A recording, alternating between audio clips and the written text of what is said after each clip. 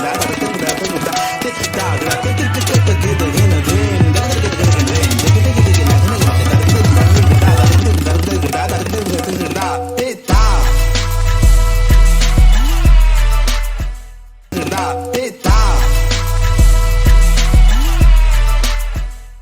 session, Arab identity in contemporary times. Assalamu alaikum everybody and good afternoon.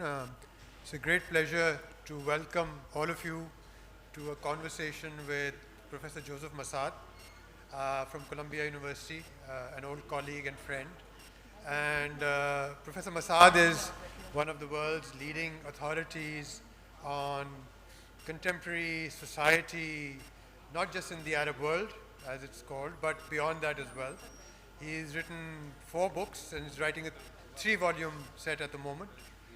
He's become particularly notorious, and that's why relevant, for a series of articles he's written in the last few months, something that we'll talk about after the 7th of October, and is a highly respected authority on numerous, the political scientist by training, but I think he's a new school political scientist where ideas of culture, identity, sexuality, identity all become very important in his work.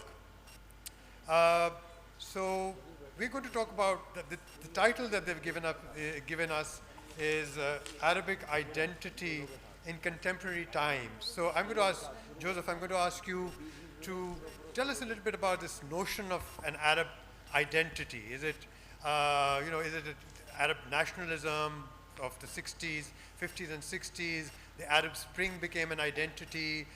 We were talking earlier and you said, the Arab sense of identity in a pre-modern time wouldn't be called an identity as such, might even go to Andalusia, might even go to a broader context of what it meant to be, outside of the Arab world as such. So the Arab world, the Arab identity, what notions are these in terms of theory, in terms of ideas that you think about and write about? Your books are called, Desiring Arabs, for example. And there's books about the Arab world. So is the Arab world an Arab identity? Are they independent? Just tell us a little bit about that. All right. Can you hear me? Yeah. All right. Well, I mean, Arab identity was formed like most national identities in the 19th century, mostly in the context of Ottoman rule under the Ottoman Empire, which pretty much ruled the majority of what is today the Arab world, perhaps with the exception of Morocco. But generally, of course, most Arab nationalist theorists have identified Arab identity as belonging to those who speak Arabic as their native tongue. So it was a linguistic category, not a racial or necessarily geographic. It was always a linguistic category, and therefore did not attend to any essentialist notions like European nationalisms did of race or of ethnicity of any sort. So Arabness really connotes mostly a linguistic category which became a national identity under the Ottomans, and especially in the late 19th and early 20th century in the face of European colonialism.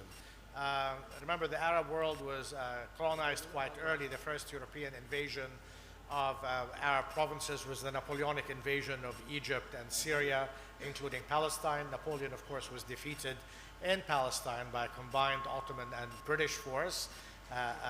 The British, of course, saw the French as rivals and therefore aided in the defeat at the beginning of the 19th century. But then soon after, the French, of course, began a major invasion and a settler colonial project in Algeria in 1830.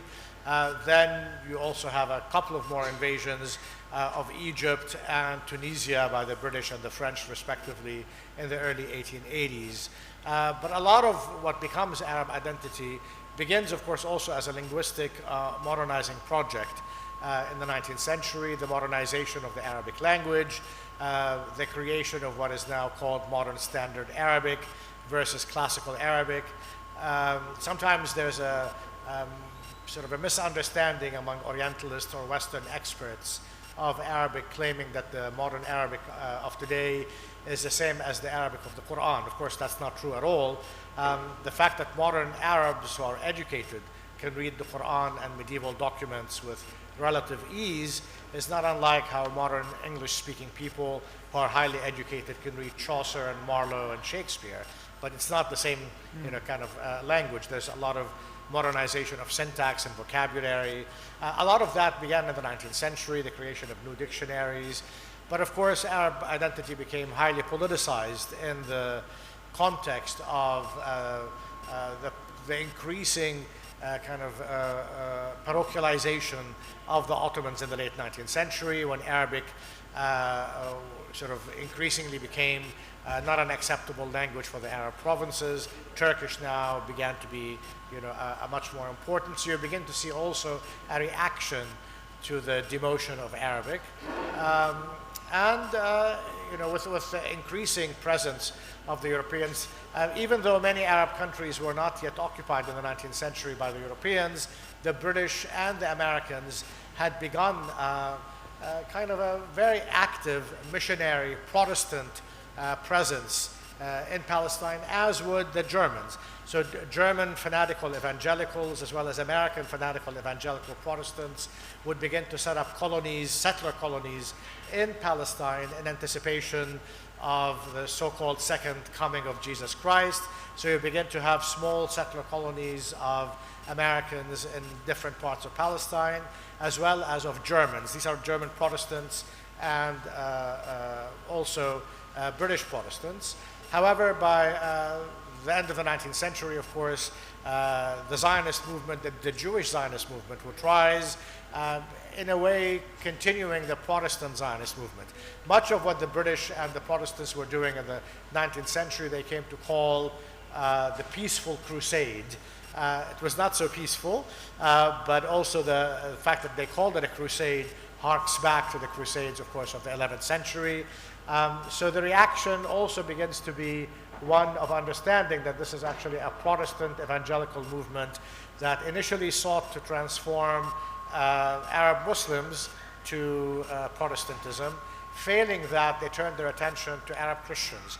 Arab Christians, of course, especially in Syria and in Egypt, follow the Orthodox Arab churches, which would also be taken over by the Greeks, for example, subsequently. So increasingly, the loss of any kind of independence for political, religious, for Arab Christians certainly, but also the attempt to transform Islam into something Europe and European liberals can tolerate, especially in Algeria, where the French attempted to actually create a new Islam that would accord with the French ideology, would also create a major reaction. So you begin to see a very important transformation in Arab identity by the time you get to the World War I period. Arab Christians and Muslims were both very active in crafting sort of this new identity, which now transformed itself not only from a linguistic and cultural and also a political kind of sense of nationality into a strongly anti-colonial one, right? So this would manifest increasingly in the teens, 20s, and 30s.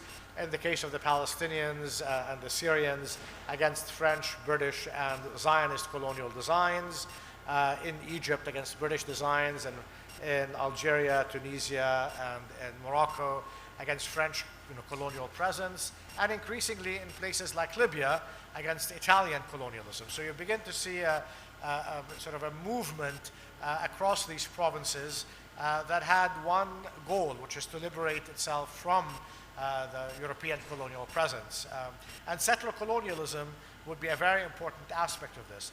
The French, of course, would set up major settler colonies in Algeria. They would bring in tens of thousands, later hundreds of thousands of French, Italian, Spanish, and Maltese settlers into Algeria.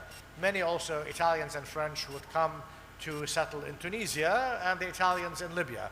During this, in the 19th century, of course, the French would commit the first major genocide in the Arab world. They would kill about 1 million Algerians through starvations and outside repression by 1870. The Italians would kill off 2/3 of the Italian population between 1911 and 1928, 1929. So you have sort of two major genocides in Arab countries, which also produced more reactions and revolutionary action against the European presence. So the current genocide against the Palestinians by Israel is really part of an important chain of events that begins in the 19th century and continues to the present. Okay, so other than a language which you started from and which I think a lot of people think is the first form of an identity, a growing identity, not necessarily a nation, there's immense diversity in whatever we want to call it, whether it's the Arab world or an Arab identity. It's very, very diverse. And as you said also, the languages, the Arabic languages spoken are also very different, from Tunisia to Saudi Arabia to other parts. Well, that's no more different than the English of Jamaica or New Zealand or rural Scotland. Still different. Versus England or the US. So yes, there are differing dialects, absolutely. But the notion of the Arab world is a British invention. The British invented the concept of something called the Arab world. The Middle East is even worse because, of course, the Middle East is in line with the European Eurocentrism, right? So basically, the Near East, what it used to be far called, and near, is far and near to Europe, of course. So no one in the Middle East would call themselves a Middle Easterner, right? So the notion of a Middle East food or someone looking Middle Eastern is very foreign to the people who inhabit this colonially coded area called the Middle East. So generally, they're Arabs, Turks, or Iranians, Muslims. Which is a very strong identity, and Islam has been a very important identity also for Christian Arabs, right? So who feel themselves also Muslim culturally, but also having influenced Arab Islam in many ways, or especially Arab Orthodoxy.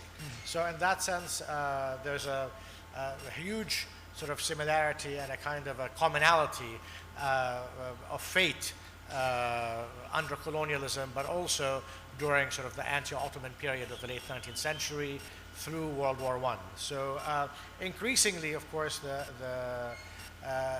the British insisted, and the world powers after World War I, to divide different parts of the Arab world into different regions.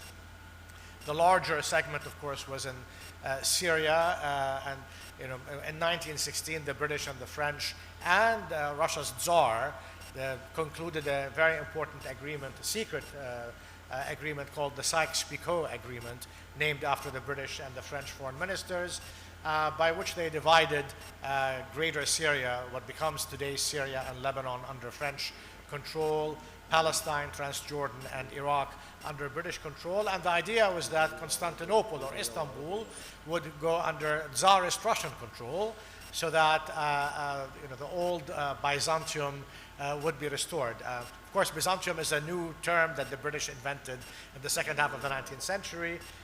What we call Byzantium today was simply the Roman Empire, or the Eastern Roman Empire, sometimes called. But as a result, of course, when the Russian Revolution took place, Lenin immediately came out, of course, and said, we have no interest whatsoever in Constantinople. Constantinople is a Muslim city and shall remain so. So that part of the deal, of course, was done, and the Russian Bolsheviks exposed the secret agreement and advertised it, which embarrassed the British and the French, given the lies that they had told to their Arab allies at the time, that they would grant independence to the region.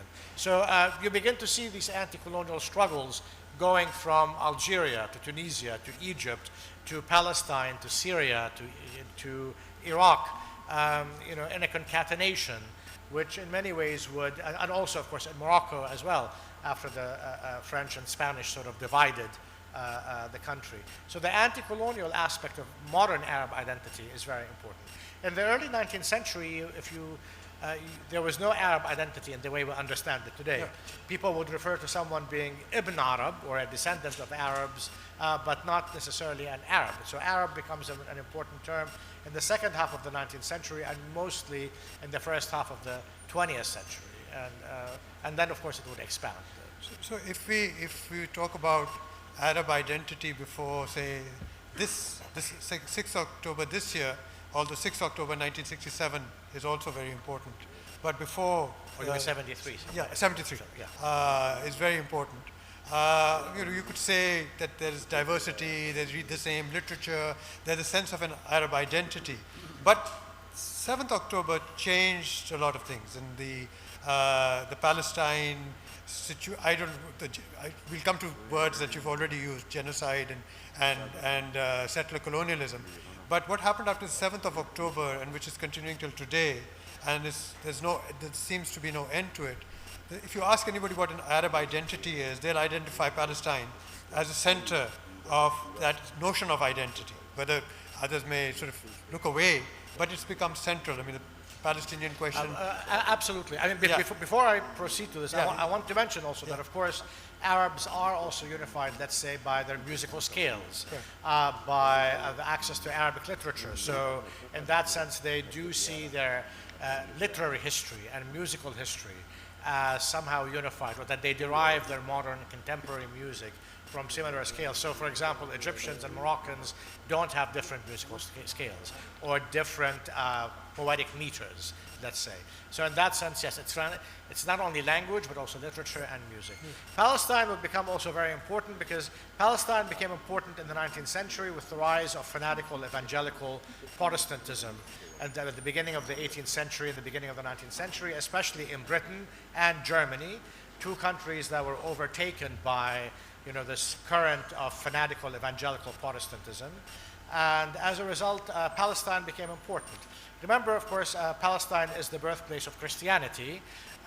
And as a result, it would become important for European Christians and Jews, all of whom are converts to these two Palestinian religions, whether in the previous 2 millennia or a millennium and a half. Usually Palestinian Christians, my family is from a Palestinian Christian background, marvel at why Europeans would be Christian, because of course, for Palestinian or generally Syrian Christians, Christianity is a folk religion. People are actually from Bethlehem, from Nazareth, and from Jerusalem. So to believe in Christianity, if you're European, would be tantamount to a Palestinian Christian believing in Jesus being born in Paris, who grew up in London and was crucified in New York. So people actually marvel at how Europeans could actually believe in this Palestinian sort of folk religion, how very odd it is for them. But generally, so Palestine became very important for these European converts to Christianity in the sense that, as it had been for the Crusades, the idea that these converts realized that the geography from which their religion derived is a foreign geography, and they insisted that it was, of course, ruled by Muslims whom they considered heretics. Amazingly, of course, during the Crusades from the 11th century onwards, the majority of the Arabs, the Arabic-speaking people of Palestine were actually still Christian. It took about 5 centuries after the Arab-Muslim conquest for the majority of Palestinians to become Muslim. So during the Crusades, of course, the majority of those who were killed were Arab Christians because, of course, the Western Catholics thought of the Orthodox also as heretics, and the Orthodox, of course, were amazed at the heresy of Catholicism at the same time. So in this sense, you begin to see a very different approach to Palestine from Europe, again rising with Protestantism. And in the 19th century, the idea of the second coming of Jesus Christ for evangelical Christians becomes very important and intersects with the Imperial project that Britain had at the time. So you begin to see more and more interest in the area. The British begin to insist on building even the first Protestant church in the Ottoman lands was built in Jerusalem in the 1840s after Ottoman rejection and refusal of this. So religion, missionary Protestantism, and British imperialism would coincide at the same time. So Palestine became important precisely for these ideological, religious, and imperial reasons. By the end of the 19th century, the failure of evangelical Protestantism to convert Palestine into a Protestant state, because part of the British plan was to actually expel European Jews, converting them to Christianity and sending them to Palestine so that they would actually accelerate the second coming of Jesus Christ. They were able to convert maybe 700 European Jews, but they failed to do more than that. In fact, the first evangelical Protestant bishop that they dispatched to Palestine to lead the church in the 1840s was a German Jewish rabbi who was converted to Protestantism, became a bishop, and then he was sent on a British frigate to Palestine to take over the Protestant mission there. So by the late 19th century, of course, Protestant Zionism transformed into Jewish Zionism, which kept Palestine very also important for the imperial project. So Palestine, as a result, became central, not only to the European colonial project, but also to Arab identity, which saw itself as extending, say, from Yemen to Morocco. So suddenly this project of transforming Palestine, which was geographically in the heart of that region, into a European colonial settler state, was going to divide the Arab world also geographically between its Asian and African parts. So Palestine would become central in that regard to Arab identity, and also because it was one of the 4 major settler colonies after Algeria, Libya, and Tunisia. And its struggle would continue. By the time we get to the early 1960s, when the Algerians were able to be triumphant finally in 1962 and end French settler colonialism, the sentiment in the Arab world was initially, before the fall of French Algeria, was that you still had 2 settler colonies. Once Algeria was liberated in 1962, the idea was 1 down and 1 to go. So Palestine remained the last settler colony, if you will, as it does today, and therefore based on this sort of lineage of colonialism and European evangelical Christianity, coupled with imperialism, Palestine remained the fulcrum around which Palestinians and other Arabs would congregate. We saw this clearly during the so-called Arab Spring, in that many of the populations who revolted against various Arab regimes were also fully supportive of the Palestinians and saw their regimes as being somehow collaborating with imperial plans and with Israel, and therefore this would continue. We've seen in the last 5 months, for example, huge amounts of demonstrations across the Arab world, if not also the Muslim world, in support of Palestine, based on this understanding and this lineage of colonial sort of infiltration of Arab and Muslim lands. And I should say that in the forefront of those who defend Palestine and Arab nationalism is a multi-confessional population of Arab Christians and Muslims. So it's a unifying factor. I know in some areas or in some intellectual circles, perhaps in certain Muslim countries, whether in Pakistan or in Turkey or elsewhere, the fact that many Islamists support Palestine has perhaps transformed it also into an Islamist question, which made some of the anti-colonial erstwhile secularists uncomfortable with this approach. Palestine had always been a secular issue.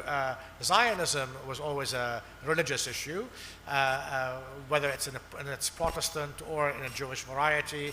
The Palestinian national movement remained secular in its majority until the late 1980s, and only then, with the transformation of the Muslim world and the rise of religious sentiment across the world, whether it's in amongst Hindus in India, amongst evangelical Christians in the US, amongst Jews also in Israel.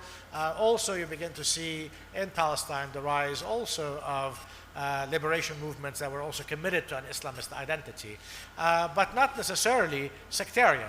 I mean, Hamas certainly is not sectarian. It has always made sure to defend Palestinian Christians. There has been attempts to produce it as sectarian that has not been actually successful. I'll intervene here because I've never met anyone, at least in Pakistan or anywhere, who thinks that Palestine or Palestinian struggle is an Islamist project.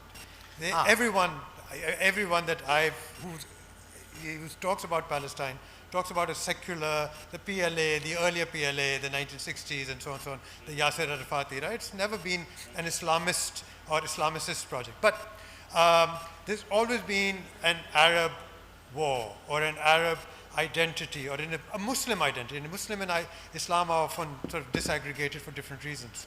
So there's been a support for Muslims fighting against Zionism, fighting against the Jews, but never been sort of the against Zionist Jews only, not against Zionist Jews, not against all Jews, but it's the Israeli colonists, state, the Israeli state and Zionism, Zionist Jews.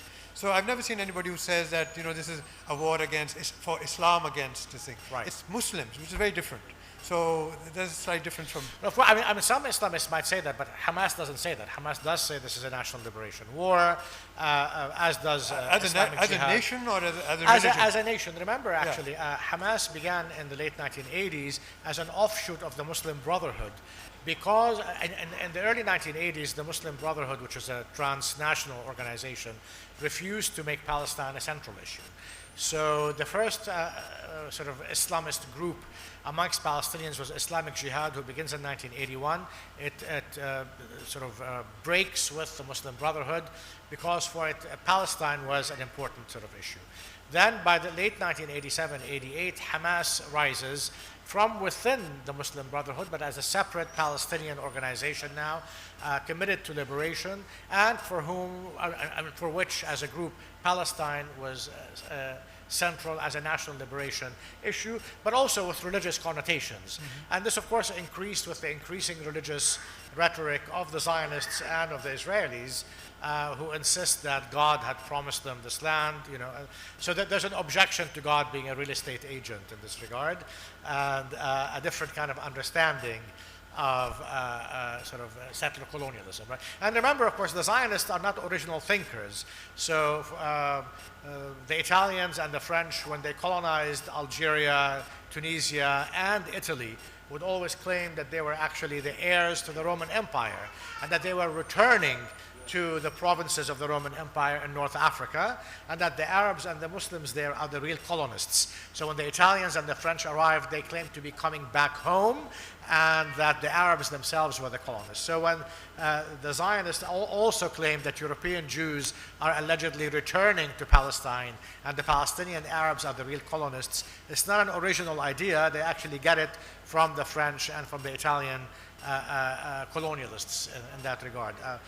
I mean, Zionism may be many things. Original it is not in its arguments. So Professor Massad has written 4 books and dozens of articles.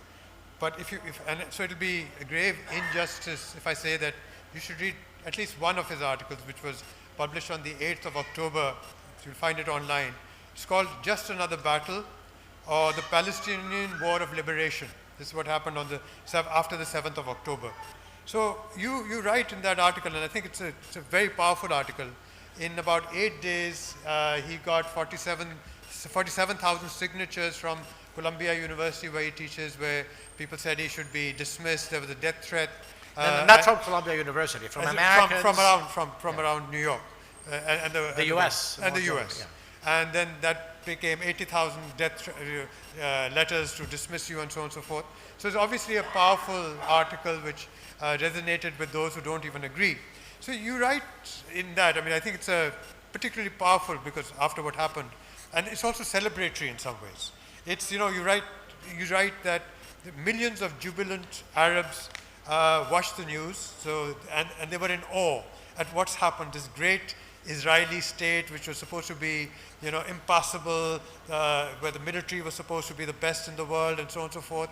And here, as you write, individuals on paragliders came across, and then the events that happened. Well, the jubilation in the Arab world is that 2.3 million people who were living in a concentration camp since 2005 were able to break the walls and the gates of that concentration camp and attack the military bases of Israel around Gaza and capture Israeli soldiers. I wrote this within the first 12 hours of the operation. And also they were able to get into some of the Jewish settler colonies surrounding Gaza as well. So for many Arabs and many Israelis, this was kind of an incredible event. Yeah. No one was, people were not, were in disbelief that this was actually in many ways unfolding before their eyes. So in that sense, it's a historic event, as Israelis and Arabs, of course, recognized, mostly because, of course, Israel has terrorized the Arab world for 75 years. It has invaded, upwards of, all of its neighbors and bombed several of its distant neighbors. It has bombed Iraq and Tunisia and Sudan, invaded Egypt several times, it invaded Syria and Lebanon several times, and Jordan. So we're speaking about a country that has been a major aggressor, that has destabilized the region, created a huge amount of tragedies, and left sort of a tail of dead bodies in its wake ever since it arrived on the scene as a settler colony, which of course is supported by the European colonial countries and the European white settler colonies, the US, New Zealand, Australia, historically South Africa under apartheid, Canada. All these countries have always and continue, of course, to vote with Israel and to support its genocidal war today. So, 80,000 Americans signed a letter to dismiss me from my job because I'm against genocide and for the liberation of people from occupation and concentration camps. You did not find 80,000 Americans to sign a letter against genocide, for example. So it gives you an idea about the dominant political culture in the US or in the West, more generally. So something we write in that article which is particularly pertinent is that you write that this is the first time the Palestinians or any other Arab army have launched an all-out war inside the 1948 Israeli territories, which is extraordinary itself. Absolutely. Which gives you a sense of the scale. I mean, there have been other incidents, events outside of Israel, but nothing this large. Most of the wars were either in Jordan or Syria, or in yet unoccupied Palestinian territories like the West Bank and Gaza in '67, or the '73 war, which Israel misrepresents as an attack on Israel. It was actually the Egyptian and the Syrian armies attacking the Israeli occupation army in the occupied Golan Heights and the Sinai Peninsula. So they didn't actually attack Israel proper. So this is the first time that you actually have an engagement with the Israeli army inside the borders of Israel in 1948, since the war of 1948. So this was, again, a historic event for Israelis and for Arabs and Palestinians at large. So you rightly mentioned the colonial history, but today in this imperial world or neo-imperialism, Israel couldn't exist the way it does if it was not protected by a large number of countries who support Israel, and they take the right away of Palestinians to be in their own free home, but they grant Israel that right. So Israel is not simply, so the question then arises is whether it's simply Zionism, the Israeli state, or is prejudice and genocide taking place within Israel. But without, this could not happen without the full support, ammunition, arms, and the ideological, diplomatic support by a few handful of countries. So it's not just an Israeli genocide. It goes well beyond that. Well, it's more than that. I mean, Israel could not survive militarily for one day, clearly. Or economically, without aid. But I mean, the fact that the Americans had to send their warships immediately within a few hours of the attack tells you that even a weak third world country could have been able to defend itself. That Israel, with its mighty army and its nuclear weapons, could not defend itself against Palestinian sort of militias or liberation force that has been living under a horrific surveillance in a concentration camp for the last 2 decades, gives you an idea about this sort of hoopla about the Israelis being stronger than they actually are. I mean, the Israelis, of course, are very, very strong in murdering civilians, as we could see. They could decimate civilian areas. They have killed upwards of 30,000 people and so far injured over 70,000 and displaced upwards of 2 million people. Their war against civilians is always a triumphant war, but clearly they have not been able to dislodge even a very sort of makeshift Palestinian guerrilla movement that is trying to liberate itself from the Israeli occupation. So you're right, there's not only the Israeli settler colony exists because of a strong racist but also religious evangelical sense that Europeans and American Christians have, that somehow, and they're committed to. Remember, I mean, British prime ministers historically, even American presidents historically, have been also evangelical Christians. I mean, President Carter was a born-again Christian. Reagan was a born-again Christian. The Bushes were born-again Christians. We're not speaking about secular countries, right? I mean, the U.S. since Eisenhower had become a very Christian country. Eisenhower insisted on being baptized in office at the White House. He insisted on printing "In God We Trust" on American money, on adding, for example, the word "under God" in the Pledge of Allegiance, where they would say, one nation under God. Right, where they have a national prayer breakfast. This is a very Christian country. Its politicians are very Christian and very Protestant and evangelical. We hear stories from Biden, or even from Clinton, who tell us that they grew up and their pastors told them to make sure they protect Israel. So there is a strong evangelical ideological sense, which of course is also very anti-Muslim and anti-Eastern Christianity in that sense. So Arab Christians also, or Palestinian Christians, are dismissed in this ideological aspect of it. But also there's the imperial aspect, that Israel has rendered a lot of military and political services to the US. In addition to that, of course, there's this false sense of guilt that European Christians who have murdered 6 million Jews during World War II as a result of their anti-Semitism think they can mitigate their guilt today by supporting the genocide of the Palestinians. Perhaps Germany is the guiltiest party of all. Germany, of course, I mean, I prefer to call it the Fourth Reich, is a country that is so committed to the genocide of the Palestinians and to support Israel in killing Palestinians as a way of alleviating what it calls its guilt, a guilt that of which, of course, it is, absolutely should feel, and it is absolutely guilty of the horrific murder of 6 million Jews. But instead of learning the lesson of genocide as something not to be repeated, it feels impelled to support more, and not only unified Germany, but also West Germany since the 1950s has been a major supporter of Israel militarily and economically, and an enemy of the Palestinian people, along with Britain, France, and the United States. One of the things also that Israel uses very effectively is that it claims that Palestinians attack Israel or Israeli Jews because they're Jews, not because they're colonists, as if Muslims or Christians or Hindus had colonized Palestine, the Palestinians would have welcomed them and said, "Oh, we love you. The only reason why we attack Israelis is because they're Jews." Of course, Palestinians only attack Israelis because they're colonists, not because they're Jews.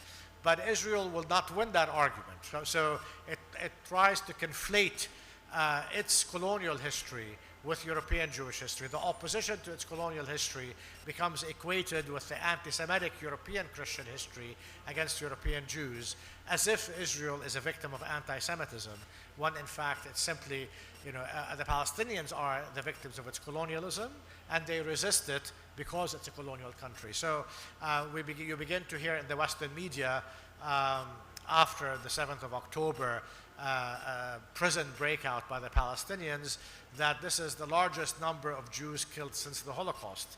It's an appalling, of course, comparison, because these Israelis were killed for being colonists, for stealing someone else's land. They were not killed because they were Jews. And of course, it's anti-Semitic to claim that Israel represents Jews. Israel only represents Israelis. It does not represent Jews. Historically, it did not get the support of the majority of Jews. And even if today non-Israeli Jews may support Israel, Israel does not represent them. So the idea Israel wants to speak of itself as a country whose achievements are Jewish achievements and whose wars and victories are Jewish wars and Jewish victories. That is utterly anti-Semitic, right? Israeli crimes are the crimes of the Israeli government, not of the Jewish people. Israeli wars are the wars of the Israeli government. And Palestinians oppose the Israeli government and its settlers who support this genocide, not because they're Jews, but because they are settlers, they're colonists, and because it's a genocidal country. So you also talk about the love affair of the autocratic rulers, authoritarian rulers in the Arab world, their leaders and rulers who have with Israel. And so for many of us, we think that of course it's got the imperial, new imperial protection, the military might and all that. But even in the region, even around its neighborhood, there are regimes who have said that, it doesn't matter, we'll make friends with Israel. Israel is more important because they've, got drone technology or IT technology or they have big markets and so on and so forth. So you have these autocratic authoritarian regimes, Arab regimes, who are in some ways protecting Israel, not perhaps the way the others that you've named, the Americans and the others, but they're also part of the problem. No, very much so, but also because all these autocratic Arab regimes are agents of the US. So they're imperial agents, and therefore it has been made clear to them that their sort of good relations with the White House pass through Israel. So you begin to see this in the 1970s. Initially, Anwar Sadat claimed, and perhaps correctly, that our war with Israel is not really with Israel, it's a war with the US. And we cannot defeat the United States, and therefore, instead of actually turning to the world fora to actually put the US on notice for sponsoring Israeli settler colonialism, he decided to make peace with Israel. And of course, it's become very clear, not only to Arabs and Palestinians, but to the rest of the world, as soon as 7th October happened, that this war is also a war with the US. That what the Palestinians are fighting are the American forces. The Americans have, just today also, are sending more and more arms to Israel. Israel is financed by them. Not only is it provided for militarily by the Americans, American advisors are on the ground. American personnel and intelligence drones fly over Gaza. American generals are collaborating with Israeli generals in their war strategy since the beginning of the war, as have the Brits, as have the French and the Germans. They are actually shameless. They're standing against the international consensus. In December, over 153 countries at the United Nations passed a resolution in the General Assembly calling for an immediate ceasefire. The only opponents of the ceasefire, again, were the white supremacist countries of the US, France, Britain, Germany, and the rest of the settler colonies. When the International Court of Justice decided that the case brought by South Africa against Israel as a genocidal country is a plausible case, 14 of the 15 permanent judges on the ICJ supported all these provisions, which shows you actually an international consensus. However, when the US speaks of an international consensus, it means it's a consensus among the white supremacist countries who decide what should happen in the world. But the majority of the world, at least population-wise, whether it's from China to Russia to Brazil to Pakistan and Malaysia and Indonesia and South Africa, outnumber the white supremacist states, but they are not considered, the international consensus. But you have Saudi Arabia, UAE, Bahrain, Morocco. They voted for a ceasefire, even though ceasefire is very different from. Even though behind closed doors, or in the case of other countries like the UAE or even Saudi Arabia, they pursue friendly relations with the Israelis. Again, the idea is that the Palestinians are a nuisance. Let's get rid of them. Israel is here to stay. This is the kind of if you will, a kind of defeatist line that these countries have used.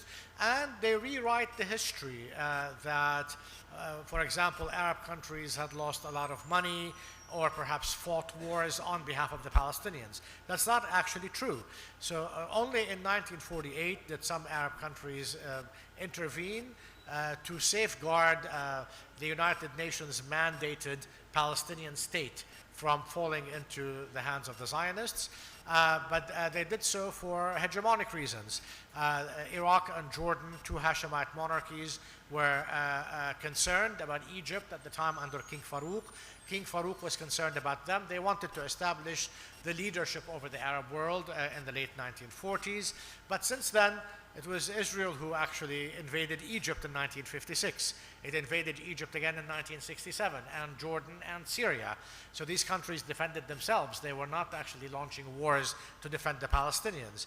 In 1973, Egypt and Syria launched a war to retrieve their own occupied territories, the Sinai Peninsula and the Golan Heights, not to liberate Palestine. In 1978 and 1982, Israel invaded Lebanon to decimate the Palestinian resistance at the time. And that was the first time that the United Nations called Israel's war on Lebanon and the massacres genocide. That was an act of genocide. So you begin to see also this vocabulary beginning to be used since the 1980s.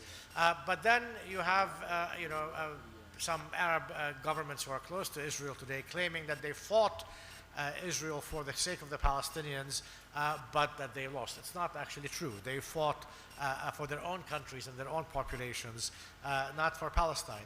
But of course, the Palestine Liberation Organization did make a huge mistake in the late 60s, early 70s, when it insisted that the war or the anti-colonial war in Palestine was just a Palestinian affair.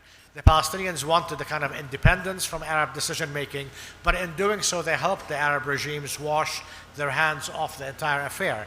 When in fact, Israel has been, since 1948, a country that endangers all Arab countries. Israel used to bomb Lebanon. Yet they're lapping it up. I mean, they're opening embassy. They were until the 6th of October, 7th of October. Yes, of course. The Saudis are disappointed. Yeah, they're a bit disappointed that their plan to normalize with Israel is now in trouble. I suspect after the war they'll try to resume it, but it has to be under a new cover. I mean, today they are collaborating with the Americans and the Europeans to fashion a new a new Palestinian leadership. That would be a collaborator leadership, like the one you already have in the West Bank, to collaborate with the Israelis and with the Americans into creating a kind of a Bantustan solution, like the one, for example, Gacha Buthelezi had under apartheid in South Africa, but they would call this an independent Palestinian state. You have now a whole class of Palestinian collaborators who have been collaborating with Israel since 1993 for the express purpose of becoming sort of the local heads of these Bantustans, which they would, dub a Palestinian independent state. But that's not really what is happening. On the contrary, they're trying to revive some other Palestinian leaders in the hope that the discredited Abbas would not continue to be discredited. But anyone who would accept this position will be discredited immediately after, because the only solution to settler colonialism and to Israel as a Jewish supremacist racist country with a battery of racist laws is to completely abrogate these laws, is to undo settler colonialism, to equate people and give them equality. I mean, the most horrific fate for white or European colonial settlers in Algeria or Tunisia or Libya, or for Jewish colonial settlers in Palestine, the worst fate, it's a fate worse than death, is to become equal to the natives.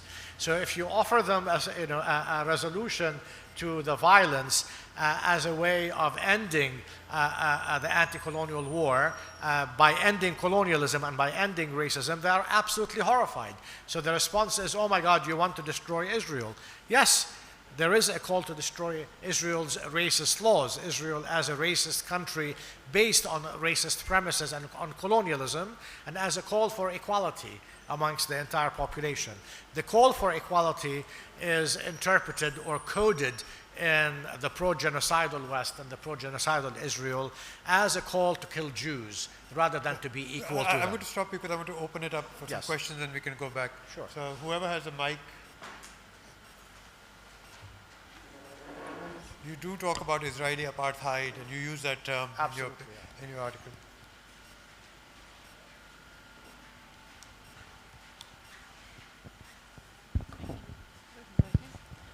First of all, I would disagree with Dr. Zaidi.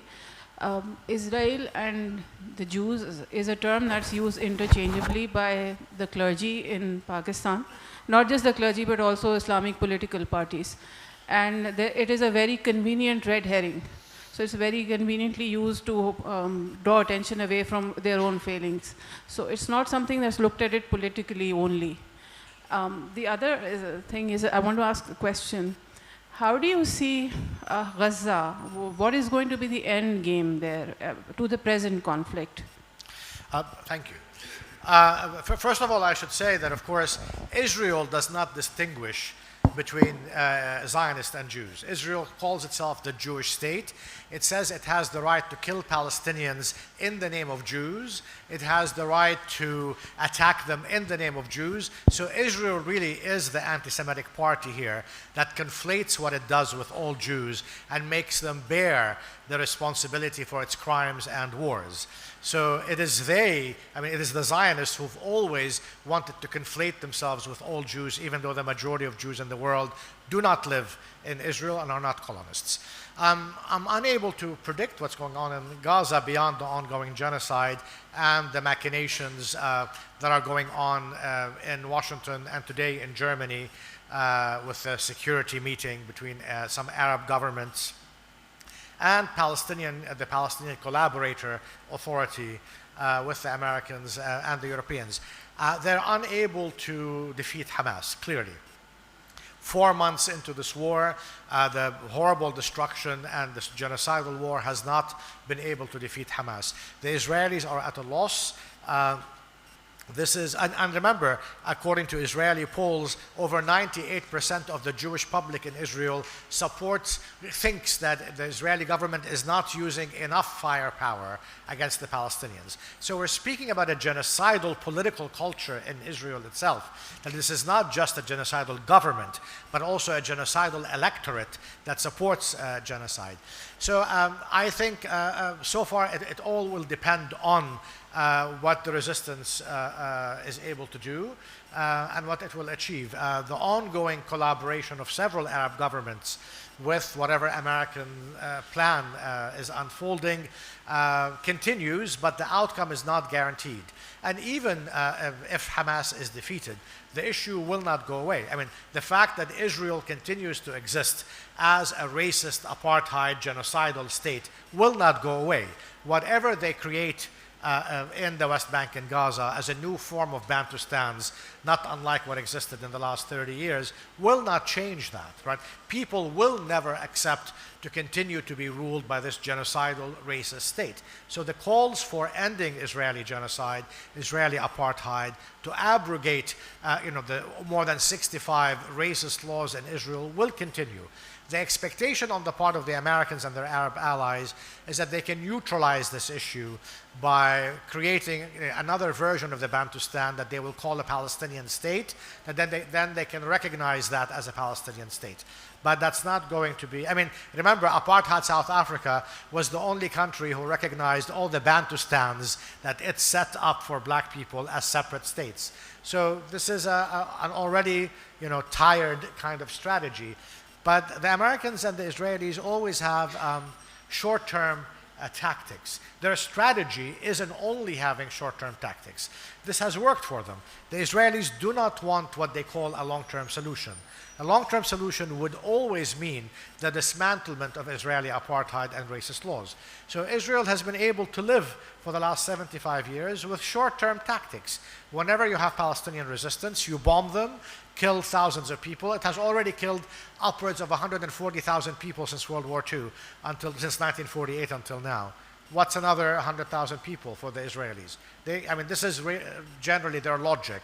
As a settler colonial state, they understand that they can only survive in that mode. The problem is that unlike the surviving colonial settler states in the world, Jews are no longer a majority in Palestine, Israel. Israel made them a majority in 1948 when it successfully ethnically cleansed the country by expelling close to 1 million Palestinians. But today, Israeli Jews are less than 47% of the population of the areas that Israel controls, and they're getting less and less. The only surviving white settler colonies are the United States, Canada, New Zealand, and Australia, where white people have managed to erase the majority of natives and indigenous populations, even though, of course, all these people, the Native Americans, First Nations in Canada, the Aborigines of Australia, and the Maoris in New Zealand continue to resist today because encroachment on their lands and on their rights continues. So, but these white settler colonies continue to survive because they've established great white settler majorities. Israel has failed to do this. We have 5 minutes, so we need a couple of more questions. All right, so I'll stop. So that people can ask. First of all, thank you so much, Professor Massad, for all your work. There are many professors at Columbia who talk about Palestine, and Columbia is a relatively, one could call it perhaps a conservative university in many ways. But nobody that I know at Columbia talks about it in such a no-holds-barred and radical way as you do. Your quote in December, when you said that you don't speak truth to power, power already knows the truth, and you speak truth to the people, because power actually invests a lot, whether in corporation or in universities, in stopping people from knowing the truth. So thank you very much for that. It's a motto for so many people, so many movements, your statement. The question to you is, what percentage, one imagines that even though Palestine is a core part of Arab identity, but one still imagines that there are still Arabs who now probably think that 70 years on, Palestine is a lost cause, and they would be fatigued, and what percentage of people would be alienated from the Palestinian struggles among the Arab countries? And my other question is for the moderator, Professor Akbar Zaidi. In February 2020, as a political economist at McGill University, somebody asked you, South Asian students asked you whether Pakistan should, can and should recognize Israel. And you appear to think that there wouldn't be any, that you don't really see any real reason why it shouldn't, except for the public, the move being unpopular with the public. Do you still think that? It's interesting to see you at a Palestine panel now, so it would be interesting to see your view, hear your views as a political economist about whether or not Pakistan should recognize Israel. We have a second question there as well.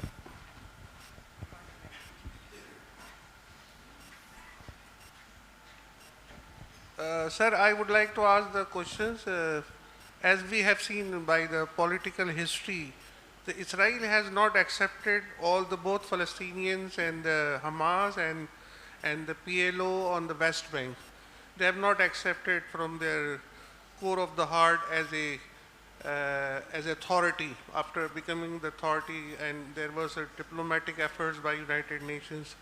So I don't think so Israel will accept Palestine, the people who are doing a struggle, political, diplomatic struggle to make an independent state as a Palestine. If they are not accepting as authority, they are not accepting last 17 years as for their power of self-sovereignty. So I don't think this is the international conspiracy against the Arab Muslims. This is the international conspiracy against the Arabs, Arab identity. My question is that if the Muslim leadership, Arab leadership have been fighting for the Palestinian independent state, this is also going to be a big international conspiracy against the Palestinians, because they want to kill every Palestinian. That's not a question. Thank you. They want to kill every Palestinian over there. That's exactly what he's been saying. So could you respond to All right. this Yes, one, and then we'll go there. Thank you very much for your kind words.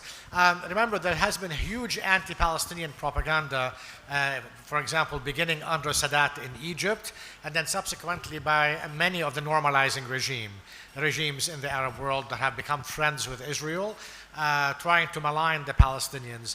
Despite that, amazingly, even, for example, in Saudi Arabia, as a result of the recent genocidal war against the Palestinians, the amazing amount of boycott of American companies. McDonald's has been abandoned, for example, across the Arab world, from rural Egypt to across Jordan, Saudi Arabia. Starbucks, all these American businesses have been boycotted by people who may be scared in voicing their opinions in countries that are dictatorial, but they are actually voting with their feet, for example, in boycotting American businesses. So you see, despite a huge amount of propaganda for the last 40 years against the Palestinians in a number of